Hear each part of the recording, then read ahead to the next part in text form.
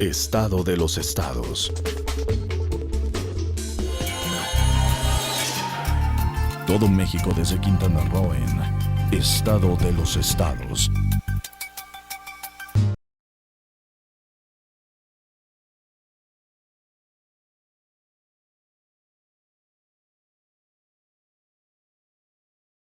Don Jesús Antonio Callejo Ansúrez. Muy buenos días, Jorge González Durán. Gusto en saludarte. Está aquí con nosotros Lilia Arellano Saldaña. Muy buenos días, Lilia. ¿Cómo estás, don Jorge?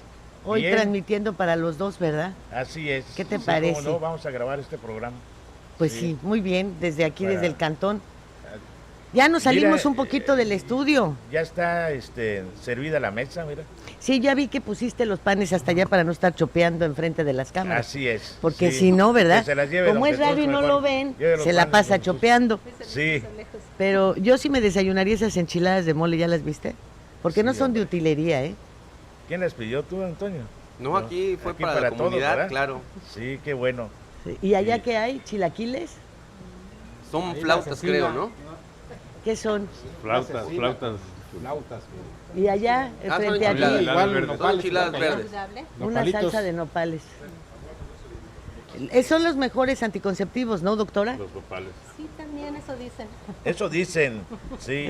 Los Vamos nopalitos. a saludar a nuestros invitados, la doctora Arteaga, Ana María Arteaga. que Muy es- buen día. Lilia es fan de usted, doctora. Ah, gracias. Ay, sí, es que ella habla todo lo que yo no hago. Bueno, ya no hago, ¿verdad, Luis Arenas? Luis Arenas, Muy buenos días. Aquí me abstengo de los comentarios por la excesiva caballerosidad.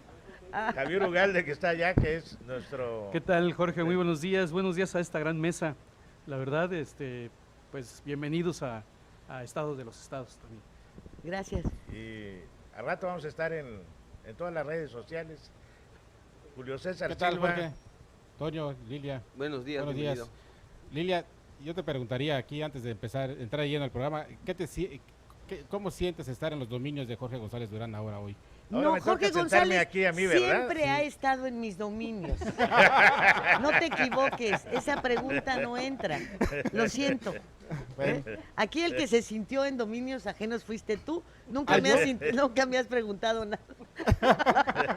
Es la primera vez. Y qué gusto me da que no sea cuántos años tienes, ¿eh? No, por supuesto que no. Imagínate. Ya nos has dicho, pero no lo vamos a No publicar. los he dicho. Eso sí no lo diré jamás, fíjate. Ni a tehuacanazos.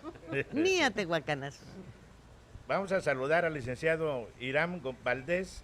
Él es director del Centro de Educación Continua de la Unidad Cancún del Instituto Politécnico Nacional. Buenos días. Muy buenos días, don Jorge. Licenciado. Muchas gracias por el espacio. Un gusto estar siempre con ustedes y bueno, pues hoy compartiendo algunas actividades importantes que está realizando el Instituto Politécnico Nacional aquí en el estado. Un saludo a toda la mesa y a tu auditorio.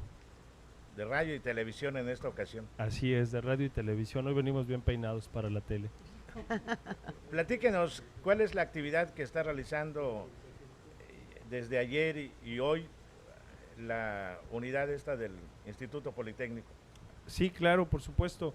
Bueno, el Centro de Educación Continua del Politécnico, una de sus principales funciones es convertirse en un enlace, un embajador de la institución en el más amplio sentido. Y bueno, eso lo hemos venido consolidando en los últimos años a través de programas de posgrado que hemos venido aquí a comentar. Y hay una labor muy importante que realiza el Politécnico a través de sus centros de investigación y sus redes de investigación, que es la investigación aplicada. Y en estos 2 días, el día de ayer, el día de hoy, estamos siendo parte del comité organizador de un congreso internacional sobre los grandes ecosistemas marinos, que la doctora Muñoz es la especialista, nos podrá comentar más sobre la materia.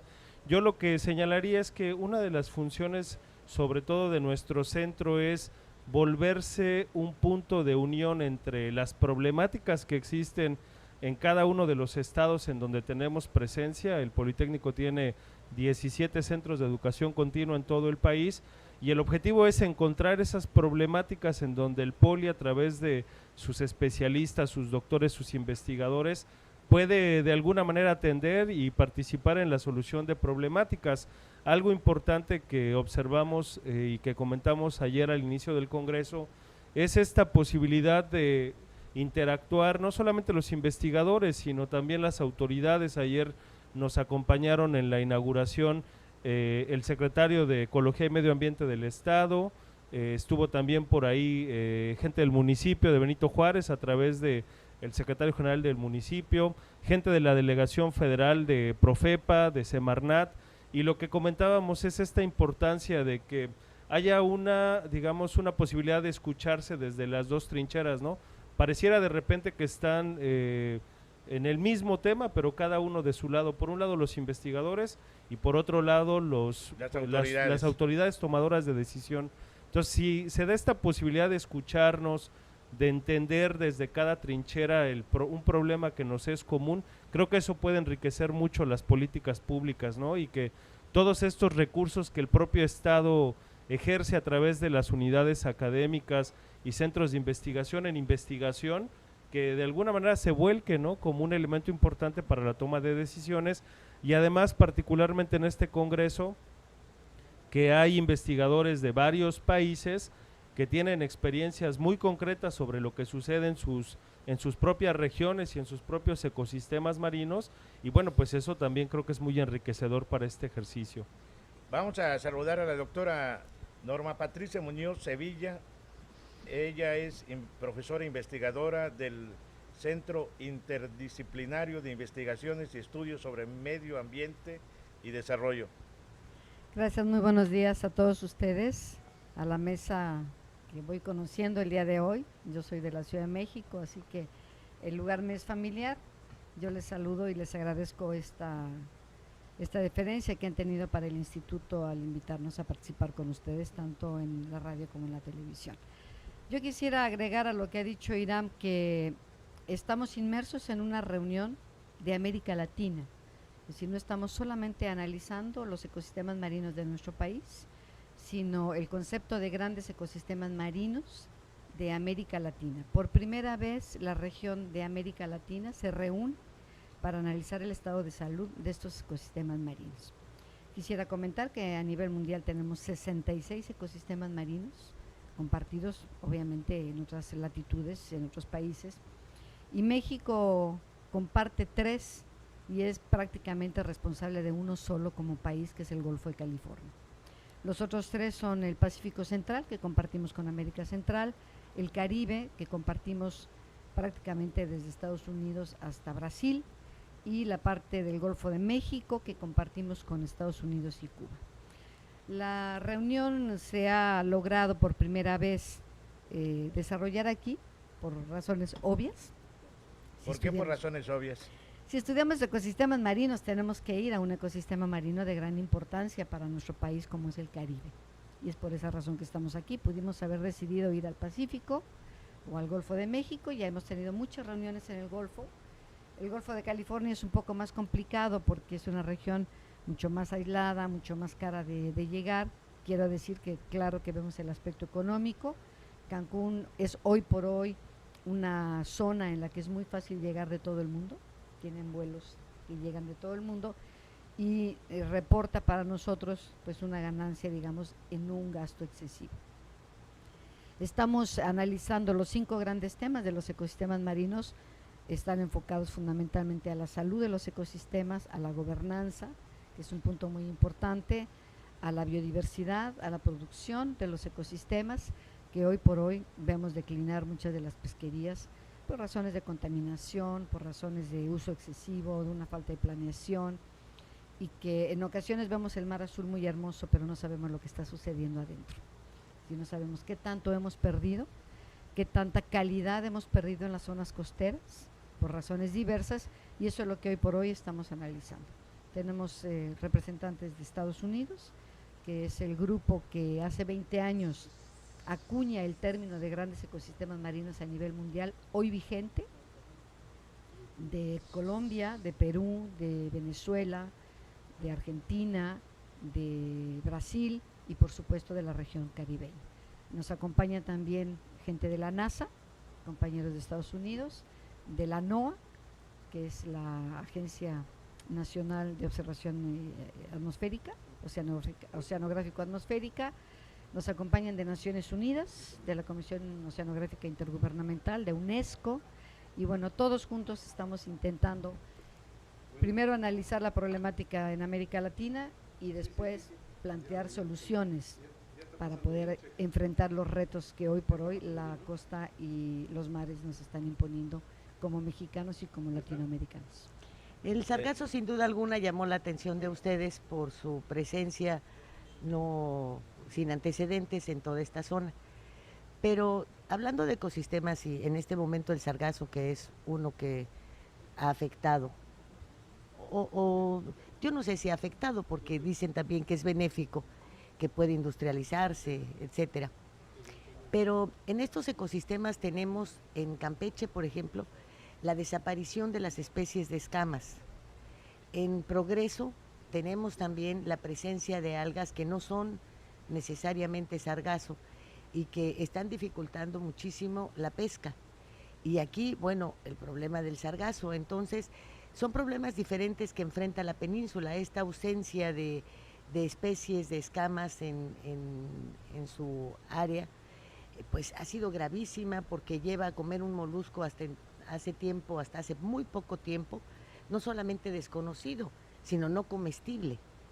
Y bueno, uno se pregunta qué está pasando en el fondo del mar.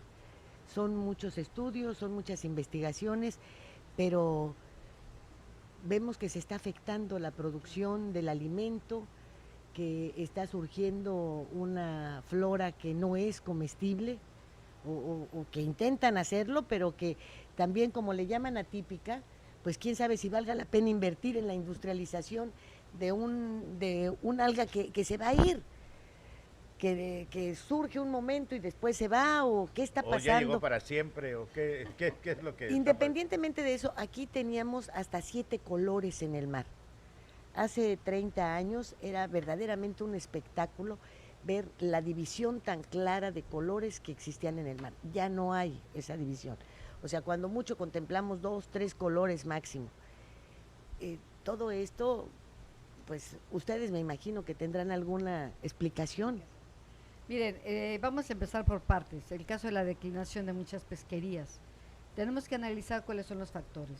Hoy, por ejemplo, el día de ayer en la tarde, un colega que trabaja en La Paz, en Baja California Sur, hizo muchos estudios en el Golfo de México cuando estaba en Sinvestab Mérida, y hablaba justamente de la declinación de las pesquerías, pero hay un factor del cual no se habló. ¿Cómo ha aumentado el esfuerzo pesquero? Es decir, si yo tenía hace 15 años 4,000 embarcaciones, ahora tengo 15,000. Y obviamente, sumado a algún problema, que puede ser de contaminación, que puede ser de especies invasoras que han afectado la flora y la fauna regional, o bien simplemente el esfuerzo pesquero es diferenciado. No es lo mismo capturar para... No, en el caso de Campeche, por ejemplo, de Mérida, la explotación petrolera tiene mucho que ver. Claro, por supuesto. Eso llevó a la desaparición de una flota pesquera y camaronera que era de las más importantes del Caribe. Entonces, el hecho de que existan muchísimo menos embarcaciones se debe a una quiebra de esas cooperativas. Una quiebra provocada primero por la seguridad que se montó en la zona para evitar que pescaran, y posteriormente por la contaminación del petróleo. ¿Qué tanto está afectando estos ecosistemas, el petróleo y todo el entorno? Bueno, ese es el caso muy particular de Campeche, que obviamente se entiende porque la sonda tienen una enorme explotación petrolera. Ahí es mucho más fácil definir por qué las pesquerías han disminuido.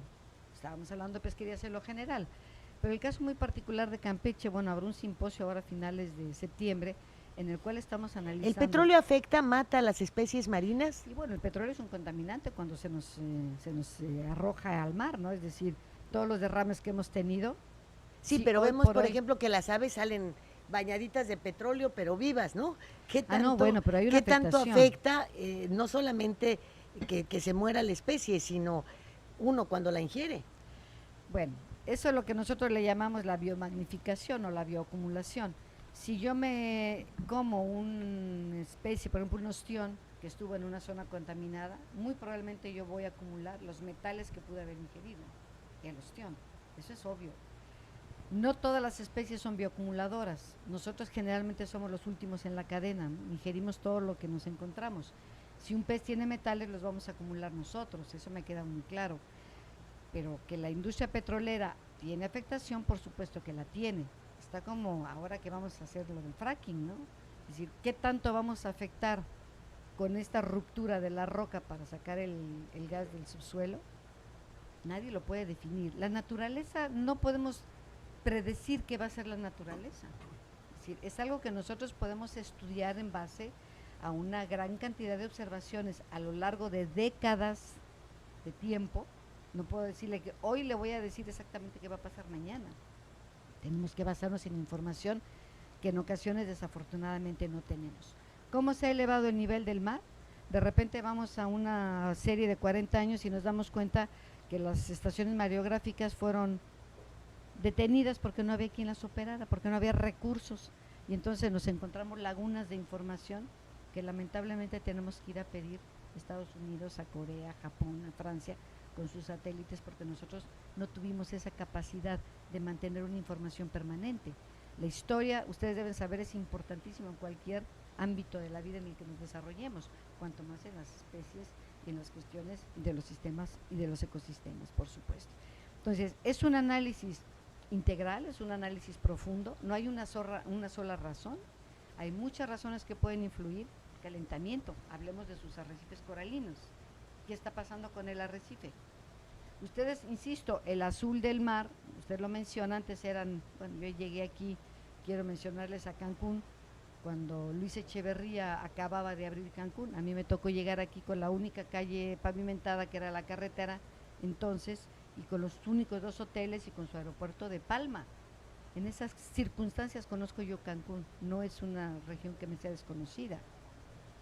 De tal manera que hay que analizar, y es a lo que queremos nosotros llegar, no solamente este ecosistema, sino todos los que nos estamos enfrentando, porque no hay una barrera que defina el ecosistema de la corriente de Humboldt, Chile-Perú, con el ecosistema del Pacífico Central y el Golfo de California. Todos están interconectados, la naturaleza es así. No podemos decir así. Sí, abajo no hay muros, ¿verdad? No, por supuesto, ni abajo ni arriba, ¿no? Es decir, dónde termina el uno y dónde empieza el otro, es muy complicado. Hacemos regionalización porque los países tenemos que hacernos responsables de cuidar nuestros propios recursos en colaboración con el resto de los países con los que compartimos esos recursos. Vamos a seguir platicando con la doctora y con el licenciado Hiram y con nuestros invitados. Participen todos en esta interesante mesa después de una breve pausa. De los estados.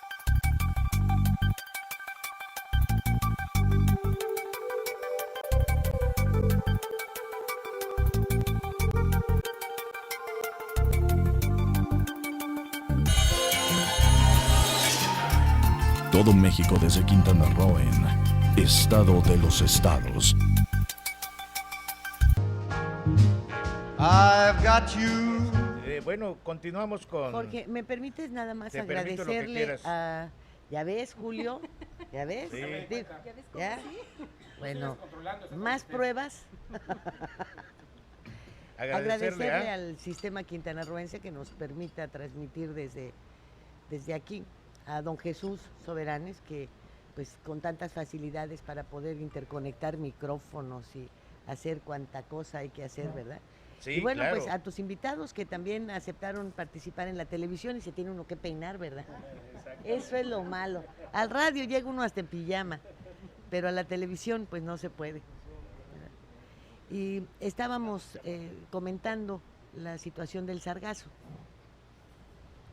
Sí, miren, es una feliz coincidencia, así lo creemos nosotros, el que esta problemática que se presenta en el Caribe haya coincidido con esta reunión, porque hemos traído muchos expertos a nivel mundial que casualmente también trabajan en sus países el problema del sargazo. El sargazo también se encuentra en la región del Pacífico, por lo tanto hay gente conocedora del tema. Hoy por la tarde tendremos una reunión extraordinaria, hemos acortado un poco el programa de los ecosistemas marinos para atender, por supuesto, esta problemática del sargazo en la región. Que si podemos hacer algo para industrializarlo, por supuesto que podemos hacerlo. Las algas de las que usted mencionaba, que son diferentes en una zona o en otra, como el caso de una que le llaman lechuguilla, que es el género ulva, es una alga, macroalga verde, que parece como una lechuguita, son síntomas de contaminación. No lo es en este caso el sargazo. El sargazo tiene un origen, esperemos, diferente al de las zonas de contaminación, pero hemos sido capaces, y digo hemos a nivel internacional, yo no soy experta en biotecnología, pero las algas se han utilizado para hacer composta, para hacer alimento para ganado, para hacer artículos de belleza, etcétera. Entonces, claro que lo podemos industrializar. Pero si usted me pregunta si las toneladas que estamos recibiendo hoy las vamos a recibir el año que entra, pues le voy a decir que no lo sé. Sí hay una consecuencia del calentamiento global que está influyendo en este tema. Y el calentamiento global ya no lo vamos a poder eliminar. Vamos a poder paliar, vamos a poder mitigar, vamos a poder adaptarnos, pero prevenirlo ya no. Ya nos ganó el calentamiento, ya nos ganó la actividad del hombre. Y bueno, eso es lo que tenemos que enfrentar. La depredación del hombre. Exactamente, ¿verdad? y yo no que quiero nos entrar ganó en el ese hombre. tema porque generalmente uno cuando le preguntan, ¿tú te sientes responsable del cambio climático en manera individual? La respuesta humana es yo, por supuesto que no. Es el vecino, es el municipio, es el estado, es el país, es el que contamina, es el que emite muchas emisiones, etcétera, ¿no? Yo creo que lo primero que debemos aceptar es reconocer que somos parte del problema y tomar acciones en el problema, todos juntos. Si no, no vamos a lograr hacer nada. Eso me queda súper claro. Doctora, hace unos días, unas semanas, cuando empezó este fenómeno del sargazo aquí en la zona, hubo autoridades que dijeron que consultaron con especialistas de lugares como la Universidad de Texas y según esto, la información que tienen es que este sargazo es originado por una serie por el uso de fertilizantes en la costa este o en la costa de Estados Unidos y en Brasil. ¿Usted tiene información en ese sentido? Miren, efectivamente en las regiones donde la agricultura es muy intensa, por supuesto que todo lo que estamos nosotros arrojando al campo, que pueden ser fertilizantes o biofertilizantes o pesticidas o insecticidas, tarde que temprano va a llegar a la zona costera, tarde que temprano va a llegar a la zona marina. El 80% de la contaminación del mar tiene su origen en la parte terrestre y obviamente viene desde las cuencas altas de los ríos. Entonces es lógico pensar que estamos metiendo muchos nutrientes al mar con un problema adicional. Estamos lo que se llama en términos científicos eutrofizando el agua marina, la zona costera. Y cuando tenemos exceso de nitrógeno y de fósforo, tenemos un grave problema entonces con las especies que ahí se están desarrollando. Oye, y desde el Caribe, desde aquí, desde los hoteles entonces que tienen campos de golf, por ejemplo, ¿se está colaborando también para esa situación? Miren, yo tengo entendido que los campos de golf por lo menos utilizan el agua tratada, es decir, no utilizan aguas grises para ello, sino agua tratada. Yo creo que ahí es más el uso del recurso agua que lo que puedan contaminar a través del agua con la que están regando los campos de golf. Yo más bien creo que aquí tenemos un problema, obviamente todo el mundo conoce que la península es una península kárstica, que todo el agua que tenemos es subterránea y que hoy por hoy es muy difícil decir exactamente cuál es el estado de contaminación de las aguas subterráneas. Yo les recuerdo que en los inicios de la península, cuando abrieron aquellos ojos de explotación de la caliza, que fue un material que fue desechado para construcción aquí, justamente por la naturaleza del material, esos ojos a cielo abierto de explotación se quedaron como rellenos sanitarios, al aire libre. Muchos de los que conocieron la península lo saben. ¿Qué pasó con esos rellenos sanitarios? ¿Qué tanto hubo lixiviado hacia las aguas subterráneas? No lo sabemos. Tenemos también otro problema de intrusión salina. Cuando nosotros tenemos fenómenos naturales, como son los huracanes, como son los ciclones, como son tormentas tropicales, pues el mar tiene tendencia a entrar hacia la península y entonces eso es lo que le llamamos la intrusión salina. ¿Qué tanta lengua de agua salada entra al agua dulce? Pues lamentablemente es muy complicado. Han venido suecos, han venido noruegos, han venido estadounidenses y hoy por hoy el estado de contaminación de esas aguas subterráneas es muy difícil de definir exactamente cómo están. No es imposible, por supuesto, pero es difícil. De tal manera que sí, todo lo que hacemos en tierra, por supuesto, repercute, y en Estados Unidos, esas grandes, por ejemplo, el Mississippi, ¿no? La famosa Chesapeake Bay, es una bahía que recibió muchísimos aportes provenientes de la agricultura y los problemas se vieron en ese tiempo. Pero ¿qué es lo que sucede? Ellos son de acciones rápidas y nosotros somos de acciones así como que vamos a organizarnos, vamos a mover el recurso, y cuando el recurso se movió, pues resulta que la mancha de petróleo del BP nos alcanzó todo el Golfo de México. British Petroleum. ¿No? Sí, y en este panorama tan desolador, ¿cuáles son los focos rojos en esta agenda que van a abordar ustedes? ¿Y cuáles serían los recursos con los que contamos como países, los que participan sobre todo en este esfuerzo, para de verdad contrarrestarlo o hacer algo por cambiarle la inercia? Miren, los focos rojos son fundamentalmente la mala planificación del desarrollo costero, por ejemplo, la contaminación de las aguas marinas, ese es otro, la sobreexplotación de nuestros recursos pesqueros, vamos a tener problemas de insuficiencia alimentaria derivada de los productos pesqueros, marinos, vamos a tener tenemos problemas de gobernanza, somos muy individualizados, ¿no? Esto le corresponde a este estado y eso le corresponde al otro, y el Golfo de California son los 4 o 5 estados que están allá arriba. Yo creo que como país tenemos que reaccionar, como país. ¿Qué importancia representan mares y costas de México para nuestro gobierno, para cualquiera de ellos? México es un país que ha vivido siempre a espaldas del mar. El mar lo vemos como la zona de recreo, como la zona de turismo, como la zona hermosa, pero no vemos cuál es la problemática real. Hacemos un desarrollo costero desenfrenado, ¿no? Yo tuve oportunidad en julio de hacer un reconocimiento del municipio de Solidaridad, estamos haciendo su atlas de riesgo, y la verdad es que yo tengo fotografías de hoteles que yo me pregunto para qué los construyeron. El cemento, cuando debimos haber construido de manera diferente. O sea, no tenemos freno, no hay un decir hasta aquí ya no podemos construir. No quiero mencionar otro hotel que conocí donde probablemente íbamos a hacer la reunión, porque desde que uno entra ve la desolación, es que arrasaron con toda la selva, pero se ve hermoso el hotel al final, y bueno, eso es parte de lo que la gente cree que es hermoso, ¿no? ¿Hermoso para quién? Yo me pregunto si esos errores de planeación, que tenemos un estudio de impacto ambiental, pues sí. No están sirviendo los estudios de impacto ambiental. Digamos que servirían cuando los estamos respetando. Bueno, ¿qué les pasó con su Dragon Mar, no? Bueno, ahí están las reglas muy claras, Semarnat y Profepa, la autoridad que presuntamente imagínense, pelearon, interviene discutieron. para evitarlo. ¿Alguien ha entrado a los terrenos que originalmente fueron de ellos? Pues los devastaron también. 256 hectáreas y el proyecto no se desarrolló. ¿Por qué no esperamos a que el proyecto? El problema de haber conformado la Comisión Intersecretarial de Mares y Costas, la famosa CIMARES, en el 2008, fue precisamente el que habíamos detectado que para hacer un desarrollo en la zona costera, al menos hay 4 secretarías de Estado las que involucradas, parte en la decisión. Pero si una le dijo al promotor, sí, con esa me arranco, de ahí me pesco y después demándame las otras 3 que no me dieron autorización. Entonces, insistimos mucho, fui 9 años consejera de Semarnat, desde el 98 hasta el 2007, y peleamos porque se conformara una comisión en la cual las 10 secretarías de Estado fundamentales para cualquier desarrollo fueran una sola, un solo brazo, una comisión, una ventanilla única para poder autorizar un proyecto.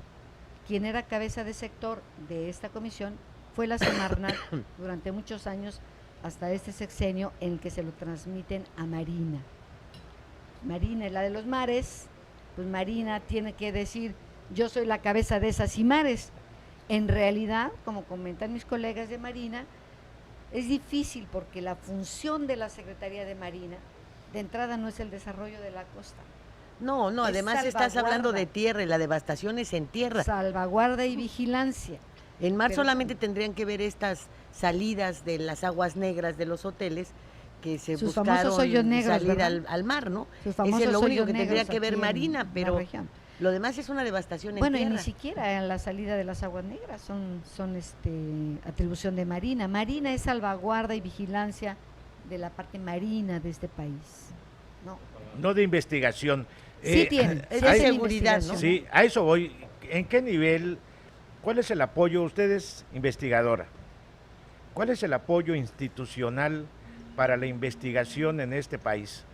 Existen diversas instituciones. Sí, muchas. La UNAM tiene, aquí en Puerto Morelos, tiene, ¿cómo se llama, El Antonio? instituto es una unidad del Instituto de Ciencias del Mar y Limnología. Limnología. Y está el CINVESTAB, y está el CONACYT, en De fin, investigaciones pesqueras también. el Instituto de Investigaciones Pesqueras existe todavía, ¿verdad? Sí, ahí está, Puerto Morelos. ¿Cuál es el nivel de el apoyo que tienen los investigadores de este país? Porque usted hablaba de que hay mucho que investigar, las autoridades deben basarse Sí. en el resultado, el de los trabajos que hacen estos Sí, la presentación institutos. incluso decía conectar la investigación con la realidad, que es lo que parece que está fallando, ¿no? Bien, nosotros tenemos un solo mecanismo como instituciones públicas o privadas hoy para hacer investigación y esta se llama CONACYT, Consejo Nacional de Ciencia y Tecnología. Quien da recursos para hacer investigación es el propio CONACYT. Adicionalmente a las instituciones públicas tenemos un presupuesto propio, la UNAM, el Politécnico, la UAM, las universidades estatales, más menos presupuesto que podemos destinar a hacer investigación. Hoy por hoy el Instituto Politécnico Nacional da recursos para hacer investigación que por muy mínimos que sean nos permiten con 50,000 pesos, 100,000 pesos máximo hacer un proyecto, que si nosotros vemos el tamaño del problema, resultan atomizados. Nosotros deberíamos tener como país un programa nacional, no un proyecto aquí, un proyecto allá, un proyecto acullá, un programa nacional de investigación costero marina, obviamente pagado por el Estado, porque es al Estado al que le importa que nuestros mares y costas O le debería sean importar. sanos, o le debería Y importar. hay modelos seguramente que funcionan en otros países, Por ¿no? supuesto que hay modelos. Ayer nos lo comentaba UNESCO. Si nosotros hiciésemos un programa como país para nuestros grandes ecosistemas, podemos pelear la bolsa que tiene el GEF. El GEF es el sistema de apoyo global para el medio ambiente. Tenemos su sede en Europa, ¿no? Y no tenemos nosotros los proyectos para pelear esos fondos. Tendríamos que presentar un programa, no un proyecto. Fíjese, un programa es diferente. Un Y no programa tenemos esos nacional. programas. tenemos que vincularnos con el gobierno para decir cuál es tu interés. ¿Y por qué no existe esta vinculación? Porque generalmente yo lo menciono, nosotros nos enfrentamos como científicos a un muro que es el tomador de decisiones. No nos escuchan. Pocas veces nos piden, a ver, Opinión. científicos vengan y díganos, tenemos este problema con el agua. El que sabe que venga y me diga cómo y me diga qué acciones podemos tomar, ¿no? Generalmente no lo hacen y cuando nos invitan, pues nos dicen, oiga, es que usted me pegó con toda la cubeta, y le digo, bueno, es que yo vengo a decirle lo que estamos haciendo mal como país. En cuanto a lo del sargazo, ¿les han pedido su opinión, por ejemplo? A ver, ahorita está conformada una comisión técnica a nivel federal, que está el Instituto Nacional de Ecología y Cambio Climático, está la propia Semarnat, está Marina y está el sector científico. Su servidora forma parte de esa comisión técnica. Todavía no nos reunimos todos. La reunión iba a ser mañana y pasado y se suspendió. Hay un fondo anunciado de 150 millones para enfrentar, ustedes lo deben saber porque salen todos los diarios, Sí. enfrentar esta Con trabajo problemática. temporal que es para retirarlo físicamente. Y sí, pero tengo entendido que el trabajo temporal lo está pagando el Estado, no este fondo.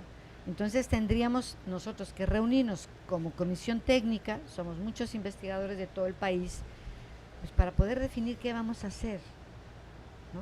Pero tendremos que hacer de acciones rápidas, ¿no? O sea, no esperar a que se forme, a que te llamo, a que siempre no, a que siempre sí, porque la reunión iba a ser justamente en Puerto Morelos. Y yo me voy hasta el sábado y pues me quedé, no digo que para nada, ¿verdad? Tengo reuniones, pero no se va a hacer la reunión, la posponen hasta, bueno, la CONAMP está ahí, CONABIO está ahí, todos los que tienen algo que definir, la parte científica y la parte de gobierno, pero queremos verdaderamente ser de reacciones rápidas, ¿no? Cuando el BP famoso, pues Estados Unidos desplegó más de 300 embarcaciones para contener el BP. Nosotros estábamos preguntándonos si las 2 embarcaciones que teníamos en el Golfo de México, ¿quién iba a Tenían pagar? gasolina.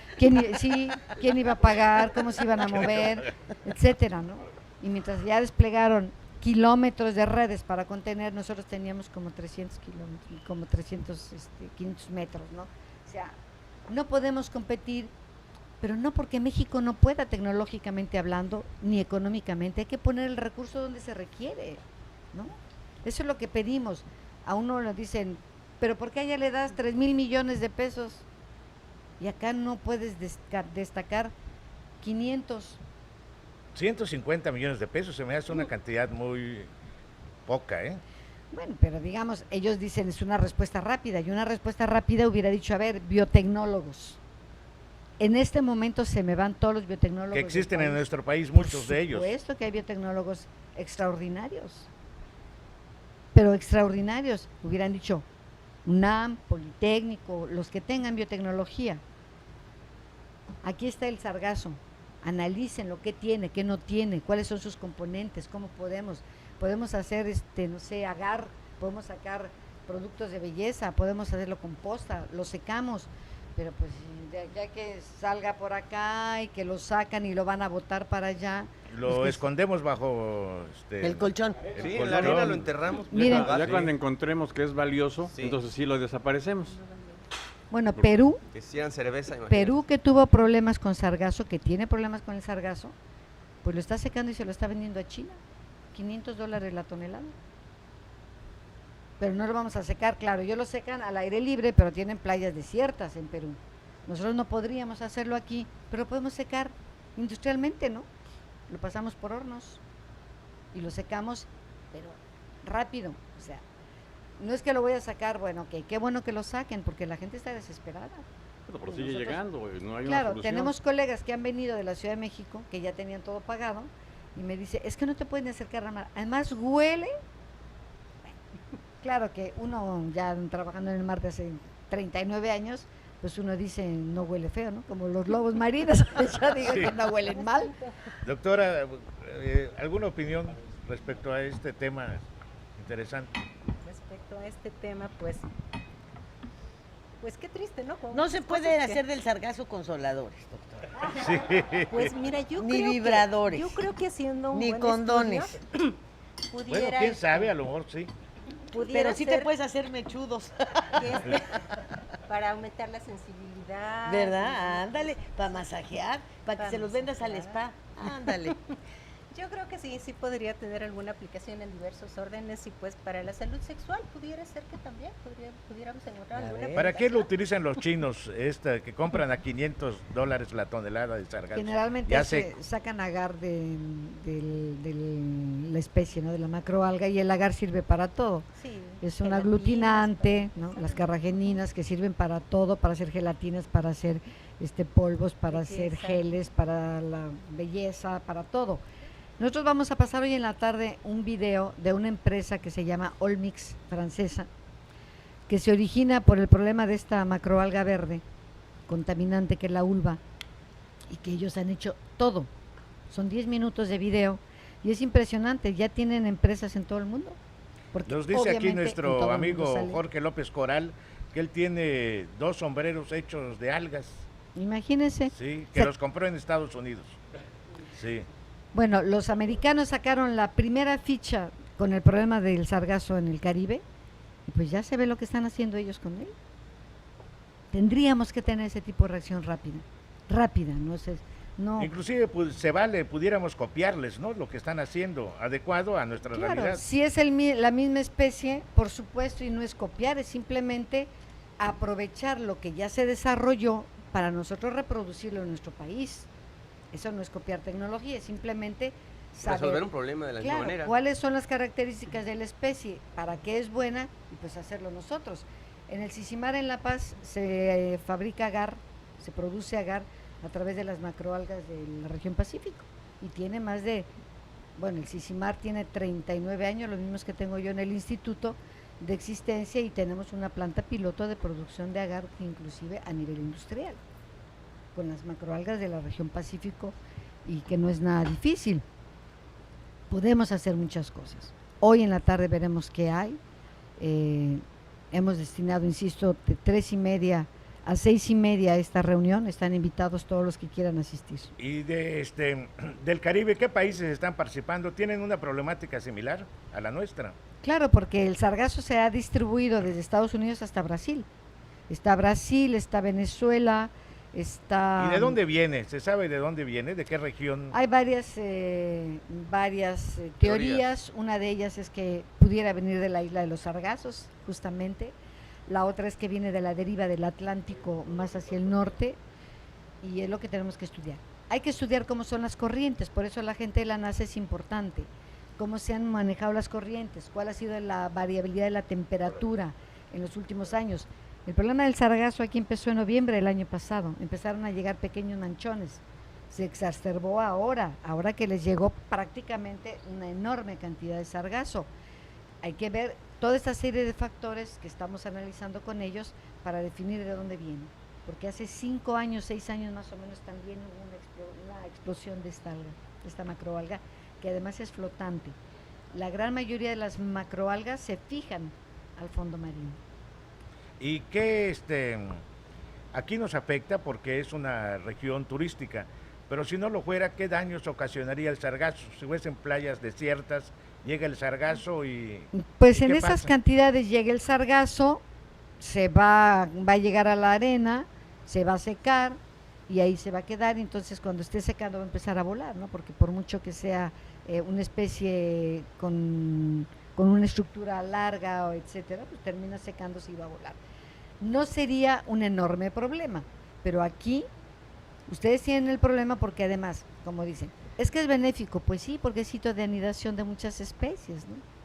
Vienen huevecillos, anidan otras especies más pequeñas, se protegen, etcétera, pero cuando llega a la costa, ahí perdemos todo. De entrada las tortugas ya no pueden llegar a desovar, y las pequeñitas que están eclosionando pues ya tampoco pueden salir, porque se meten a esa maraña. Sí alteraría el funcionamiento del ecosistema. Totalmente. Ayer hablaban, por ejemplo, del tiburón ballena, ¿no? ¿Cuál es el ejemplo? Que si ellos se llegan a enredar en estos mantos gigantescos, ustedes saben que un tiburón que queda estático, pues deja de respirar porque ya no tiene esa circulación de agua en las branquias y entonces se va al fondo y ahí se quedó. Es difícil que un animal de ese tamaño quede, pero si ustedes ven en algunas zonas de Tulum ya, de aquella región, pues en la franja de sargazo, yo creo que en la foto que yo tomé, varía por lo menos de unos 10 metros de ancho, y la profundidad puede ser hasta de 2 metros. Entonces imagínense un animal que llegue por ahí, pues ya ahí quedó, ¿no? Ahí se quedó. Ahí quedó, las tortugas ahí se están quedando. Ya hay afectación de tortuga marina en la zona. Ya tenemos datos de afectaciones. Fíjate qué grave. Sí. Fabra, fíjate, hay una tendencia del gobierno federal y de los estatales de atraer inversión. Entonces, en esta solicitud de respuesta rápida, no me explico por qué no han hecho una reunión de inversionistas con quienes saben de esto y decir, bueno, vamos a dar con el origen, pero también tenemos posibilidades de una inversión. ¿Aprovecharlo ya? Claro, entonces quienes tienen capacidad económica para invertir van a encontrar una ventana de un negocio nuevo. Pero parece que son las respuestas rápidas que tendríamos que esperar de las autoridades que no llegan, ¿no? Bueno, a esta reunión están invitados la Asociación de Hoteleros de aquí de Quintana Roo. Sí, pero ellos buscan no verse perjudicados en razón de Claro. su ocupación. El paisaje. De la pero, imagen. pero, gracias. Pero yo no sé si pudiera haber otro tipo de inversionistas También van. que decidieran, ¿no? Los que hacen productos cosméticos o los que hacen o Yellow, ¿no? Los que las pueden la utilizar para gelatina, ¿no? gelatina, Sí, claro. o los constructores o qué sé yo, Claro. ¿no? Sí va a haber algunos inversionistas, solo que yo he escuchado el que le digan a uno, bueno, tú me garantizas que todos los años voy a tener la misma cantidad de toneladas. No, yo no puedo garantizarle a nadie eso. Eso es imposible de garantizar. Yo no puedo garantizar la naturaleza, cómo se va a comportar el día de mañana. Hoy tenemos sol y mañana tenemos una tormenta tropical que cayó de repente. Sí, pero yo me imagino que si en China y en otros países han buscado esta industrialización, tienen elementos que Claro. les permiten una inversión Claro. aceptable, Claro. corriendo este tipo de riesgos, y bueno, mientras tengas alguna utilidad hay que siga llegando el sargazo. Yo me imagino que no van a ser las grandes plantas como si No, esto durara toda la vida. Por supuesto que no. Precisamente Por supuesto que ahí está la labor del investigador y de quien los puede orientar. Haz una inversión, de X cantidad que puedas recuperar en X tiempo, y lo demás ya, pues como siempre, lo que escurre es miel. Claro. Bueno, y la visión del chino es, ok, si esta especie está repartida en todo el mundo y hay mantos en todo el mundo, Me voy pues, a todo ver, el mundo. captúrala, me la secas y me la mandas en costales, y yo tengo mi propio negocio. O sea, estoy sumando alrededor Claro. del mundo estos brotes o estas especies que ya están ahí, las poblaciones, tú las sacas, las secas y yo la industrializo, ¿no? Porque Esa fíjate es que una si se visión. puede comer, y está así, y vemos tantos problemas ahora con las contaminaciones de los mares, con la falta de producción agrícola, con lo que estamos comiendo en relación a los huevos, a la carne misma, etcétera. Es una especie de maná, ¿eh? Sí, y para mí Es el un mayor maná de este riesgo es siglo. al tiburón ballena, lo que mencionaba la doctora, y a las tortugas. Ese es el riesgo. Antes de finalizar el programa, hay un problema también aquí que se ha convertido en un gran negocio, sobre todo de grupos delincuenciales que lo sobreexplotan, que es el pepino de mar. ¿Cuál es la...? Es el molusco opinión? ¿no? Del que hablamos. Sí, que se exporta precisamente a China, creo, Bueno, claro. a Japón y a China.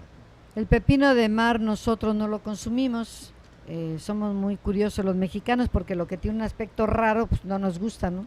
Si hay un pez así medio feo, dicen, ay no, qué feo, ¿no? Hay uno en Sinaloa que le llaman vieja, que es un pez negro muy feo, con un rostro muy feo, y no se lo comen. Lo mismo sucede con el pepino de mar. Sinvestav Mérida intentó cultivar el pepino de mar en Telchac, tienen una estación. Por lo pronto no ha sido económicamente rentable, porque además el mercado nacional pues no se da. ¿Quién ha comido pepino de mar de los que están en la mesa? Pues nadie, ¿no? ¿Quién ha comido erizo, que es una especie que tenemos y que pues tampoco? El paladar europeo para el erizo es muy bueno y el asiático para el pepino de mar. Entonces, como ellos consumen mucho y no somos capaces de producirlo en grandes cantidades, vienen y lo explotan de manera ilegal. Mucha de la pesca que se da en aguas nacionales, digamos, no en la zona costera, no en la zona cercana a la costa, sino en aguas patrimoniales, evidentemente pues se hace de noche, lo sabemos, es la pesca furtiva, que es muy dañina, y están llevándose especies como esta, pues porque para ellos es muy interesante.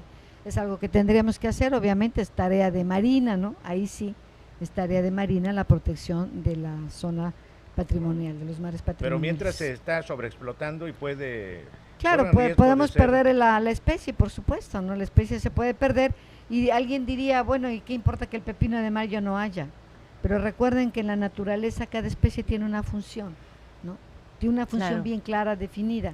Si yo el día de mañana las famosas fragatas portuguesas que salen y que a la gente no le gusta, ya no las tengo, tendremos una ruptura de una cadena que es el que el pequeñito se va comiendo al que sigue, ustedes lo saben, la cadena trófica, y estamos rompiendo el equilibrio de la naturaleza. Ese es el peligro de ir perdiendo.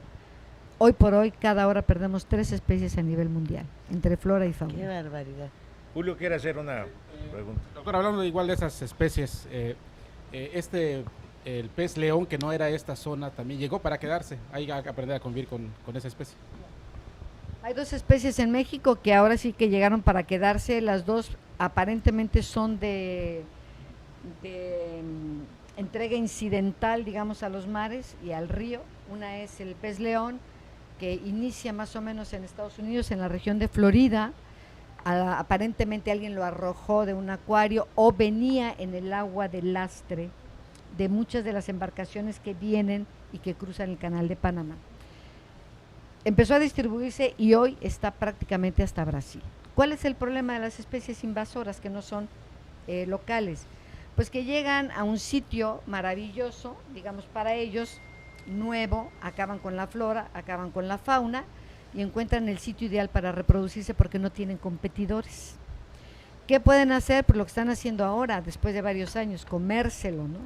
Ya aprendieron un poco a capturarlo y prepararlo. El otro pez que nos ha causado muchos problemas es el plecostoma, que ustedes lo conocen, el famoso pez de los acuarios, ¿no? Que tiene la boquita abajo y que va limpiando de algas todos los cristales.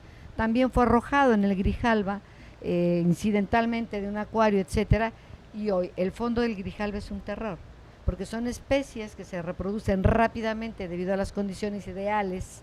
No es una especie mexicana, es una especie brasileña. Se llama un pez armado porque tiene una piel muy dura. ¿No tiene depredador? No tiene depredador natural. Y entonces dicen, de aquí soy, ¿no? De aquí soy y aquí me reproduzco.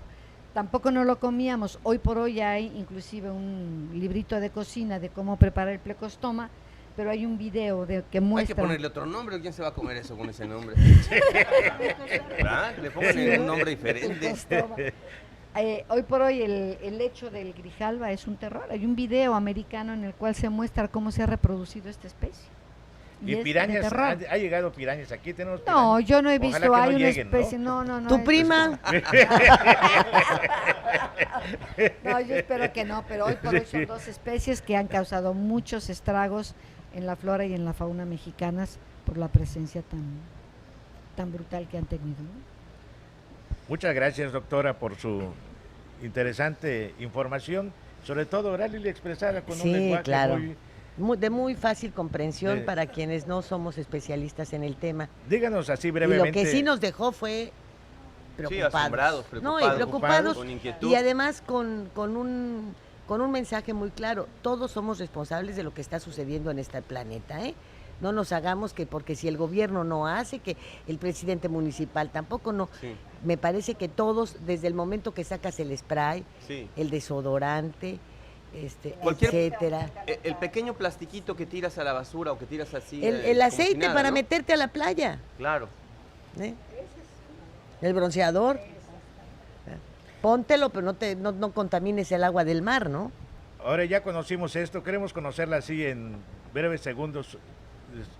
¿Dónde estudió usted? ¿Cuál es su trayectoria profesional? Gracias. Miren, yo soy bióloga del Instituto Politécnico Nacional. Estudié mi doctorado en Francia en oceanografía biológica. Hice un postdoctorado en Francia y en Holanda en bioquímica marina.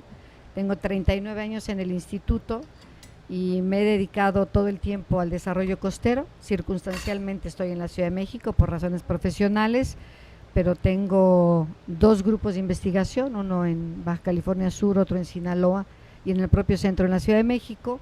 Y bueno, mi pasión es, soy coordinadora de la red de medio ambiente del Instituto Politécnico Nacional y me gusta mucho hablar sobre el cambio climático en diferentes países. Me han invitado en Colombia, en Venezuela y ahora en el Congreso de los Jóvenes del Verano de la Investigación Científica, en el cual di un tema de cambio climático y biodiversidad, en el que hablo de que cada hora perdemos 3 especies a nivel mundial entre flora y fauna. Y me decía una profesora, ¿no? Dice, es que el panorama que nos deja es muy triste. Le digo, miren, yo doy el mensaje no para dejarlos tristes, sino para sensibilizar Para que se a que la ocupen. población y la ciudadanía se preocupe y se ocupe en ser parte de la solución de un problema generado por nosotros y que le hemos infligido a la naturaleza. La naturaleza es sabia, nosotros no. Y que de alguna Así, manera tú nosotros evites no. hacer Sí. muchas cosas, pero al mismo tiempo educas a tus hijos para ir formando nuevas generaciones Claro, muchísimo más comprometidas, conscientes, Es correcto. Sí. ¿verdad? Gracias, Irán Valdés, director del Centro de Educación Continua del IPN. No, muchas gracias por el espacio y la verdad insistir en el evento de hoy que se propicia en el marco de esta circunstancia del sargazo, porque yo hace rato me quedé con ganas de comentar que hay participación Sí. de universidades del estado, viene de la UCRO, vienen del Tecnológico de Carrillo Puerto y de la Politécnica de Cancún, que están desarrollando ya proyectos de manera individual. Creo que lo que señalaba la doctora es muy importante, ¿no? Y a mí me da la impresión, así lo he observado en Quintana Roo, que hay una disposición de las instituciones por participar de manera colaborativa desde la Secretaría de Educación y bueno, ahora la convocatoria que hicimos a las autoridades federales y municipales ha sido significativa. Nosotros confiamos en que van a estar ahí con nosotros, que van a participar en la discusión y en la solución. Yo creo que esto, como lo ha señalado claramente la doctora, ¿no? Es un tema en donde todos tenemos que participar y también la sociedad, ¿no? No podemos ser ajenos a las decisiones gubernamentales, creo que tenemos que tener una participación, así es que pues aprovechar los micrófonos para invitar. Esta sesión va a ser en el Hotel Iberoestar y bueno, pues esperamos una afluencia más o menos arriba de 100 personas, estamos ya listos para recibirla y todas las opiniones será muy importante que se puedan escuchar y se puedan vertir. Muy bien, ¿a qué hora va a ser? Muy bien. Es a las 3:30 de la 3:30 de la tarde, Muy bien. en el Salón Miramar 1. Muy bien. Pues Lilia, qué bueno que Jorge estamos González. haciendo este programa de manera conjunta. Y fíjate que hasta estuve calladita, ¿te diste cuenta? Sí, Sí, estaba asombroso. interesante. Bueno, le estabas metiendo a los nopalitos. Sí. Ay, qué buenos nopalitos, la verdad. Excelentes, es. excelentes. Pero corresponde a los anuncios que hace don Jesús. Cada Sí, vez cómo que no. don Jesús habla del cantón y te empieza a decir de las tortillas y de no sé qué. Ahí es a donde le den la torre al tema, por más preocupado que uno esté. Hombre. Sí. Ahí le den la torre con que si las enchiladitas y adiós sargazo. Ahorita quiero unas enchiladas. La salud Búscale ahí en sexual. el internet a ver si sirve el sargazo y me invitas Vamos los a martes buscar que algo, estás. tenemos que buscar algo. Luis, A lo mejor Luis nos Arenas. hacemos ricas. ¿A quién le vas? Pero a mí me queda algo muy importante en lo que acaban de mencionar y lo pongo en la mesa porque seguramente que va a dar tema para posteriormente ampliarlo. Hablamos mucho de la participación, de la necesidad de que seamos realmente parte del problema, no solo que veamos que si las autoridades Y de la somos, solución también. que somos parte del problema y que debemos ser parte de la solución. Para mí lo que me queda y lo planteo es muy fácil decir, hay que ponerle el cascabel al gato. Ahora, ¿quién, dónde, a qué hora, cómo se lo vamos a poner?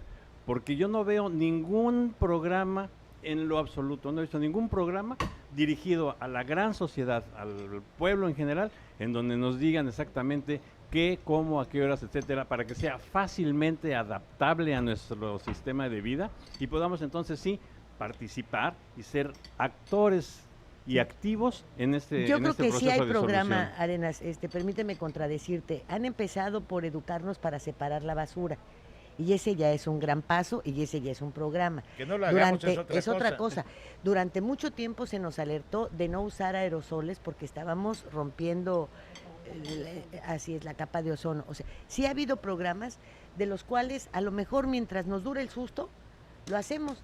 Pero en el caso de la basura, por ejemplo, es que de alguna manera que me resulta hasta inexplicable, la gente se niega a separar su basura. Se niega y la excusa es inmediata. No, es que llegue el camión y de cualquier manera toda la junta. Pero si va en bolsas separadas y amarradas, seguramente que a la hora de vaciar y de intentar buscar alhajas o lo que se vaya en la basura, pues se dan cuenta de que son las obras de la comida y la volverán a cerrar. Pero sí hay programas que podemos todos empezar a implementar. El ahorro de agua, durante mucho tiempo lo escuchamos, no te estés bañando o lavándote los dientes con la llave abierta, vamos a perder el agua, hoy la compramos. Báñense entre dos, ¿verdad? Para no desperdiciar agua. O tres. O tres, claro. ¿Por qué los limita? cada quien según sus posibilidades. Defiende Muy eso. buena idea, tenemos Buena que idea. bañarnos en grupo. No, ya no. No, Es divertido. ay, no, a mí me daría pena que vieran a mi compadre. No, pero sí, Yo creo que Nos sí hay vamos ya, programas. ya se nos... Comparto, Julio, pero a muchas ver qué- gracias. Vámonos ya. Muchas gracias, Jorge. Vámonos. Hasta la próxima. Nos vemos, Javier. Ya estamos allá en las redes sociales. Muchísimas gracias a usted por el favor de su atención. Gracias. 'Cause you came to my rescue, and I know that this must be heaven. How could so much